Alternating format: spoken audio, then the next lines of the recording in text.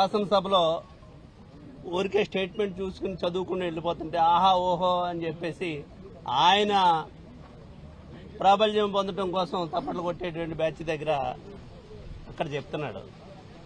మరి ఆయన అక్కడ మాట్లాడుతున్నాడు, ప్రతిపక్షమే లేదు కదా అక్కడ. అదే చర్చిద్దామని చెప్పినటువంటి విద్యాశాఖ మంత్రి చర్చించడానికి మేము సిద్ధంగా ఉన్నామనేటువంటి కౌన్సిల్లోకి ఎందుకు రాలేకపోతున్నాడో, ఇప్పుడు 3 రోజుల తర్వాత చర్చిస్తామనేటువంటిది 20వ తారీఖు తర్వాత చర్చిస్తామని చెప్పేంటి.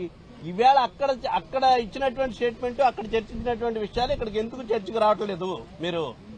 అంటే ఇక్కడికి చర్చకు వస్తే మీ అవకతవకలు బయట పెడతాం, మీరు చేసినటువంటి తప్పులన్నీ బయట ఎత్తు చూపుతామనేటువంటి భయం కొలిది ఇక్కడ రావట్లేదు. ఈ రాష్ట్ర ప్రజలకు తెలుస్తుంది ఈ తప్పులన్నీ అనేటువంటి ఉద్దేశంతో రావట్లేదు. ఎందుకంటే ఇంత రచ్చ ఎందుకు? మీకు నిజాయితీ ఉంటే, చాలా నిజాయితీగా చేసామంటున్నారు కదా, మీకు నిజాయితీ ఉంటే ఆ నిజాయితీ నిరూపించడానికి వచ్చి చర్చలో పాల్గొవచ్చు కదా.